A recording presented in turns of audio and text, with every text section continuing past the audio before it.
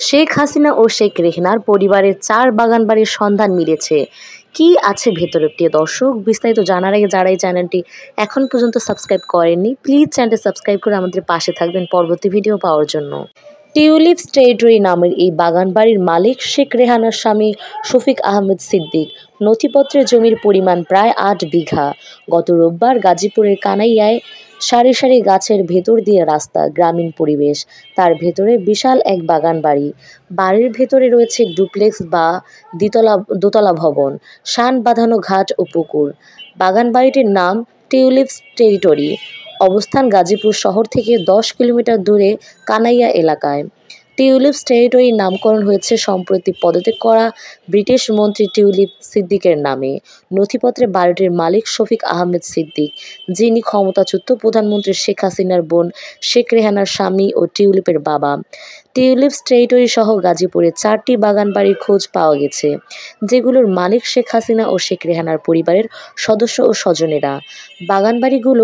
বাগানবাড়িগুলোর আশেপাশের বাসিন্দারা বলেছেন, শেখ হাসিনা ও শেখ রেহানার পরিবারের সদস্য, স্বজন ও প্রভাবশালী ব্যক্তিরাই প্রায় বাগানবাড়িগুলোতে বেড়াতে যেতেন। বিশেষ করে শীত মৌসুমে তাদের যাতায়াত বেশি হতো। মাঝে মধ্যে রাতে জাতীয় পতাকা লাগানো গাড়ি প্রবেশ করত। তখন বাংলোর চারপাশে আইনশৃঙ্খলা বাহিনীর কঠোর নজরদারি থাকত।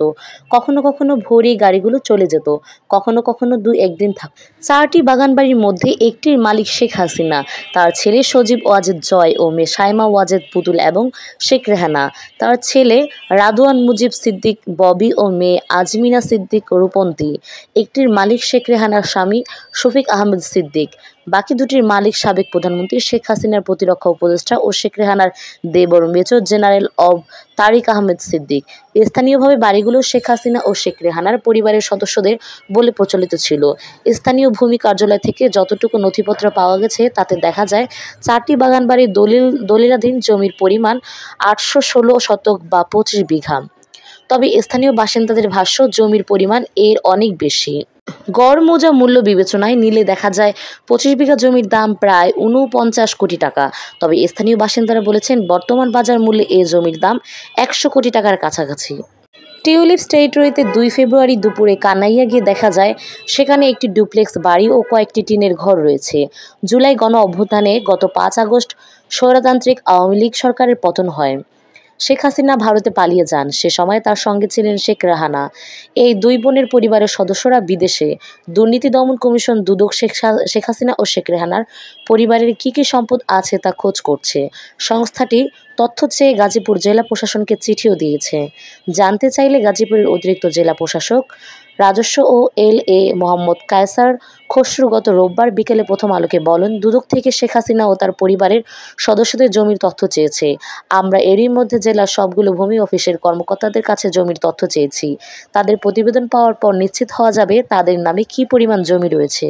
রফিকুল ইসলাম আরও বলেন, প্রতি বছর শীতের সময় দেখতাম বাড়িটি ঘিরে আইনশৃঙ্খলা বাহিনীর ব্যাপক নিরাপত্তা, পতাকা লাগানো গাড়িও আমরা আসতে দেখেছি। গাজীপুর পৌর ভূমি অফিসে খোঁজ নিয়ে টিউলিপস টেরিটরির 263 শতক প্রায় 8 বিঘা জমির নামজারির নথি পাওয়া যায়। তাতে দেখা যায় জমির মালিকানা শফিক আহমেদ সিদ্দিকের নামে। টিউলিপস টেরিটরির সীমার ভেতরে এখনও নামজারি না হওয়া শফিক আহমেদ সিদ্দিকের মালিকানাধীন জমি আছে কিনা তা জানা সম্ভব হয়নি।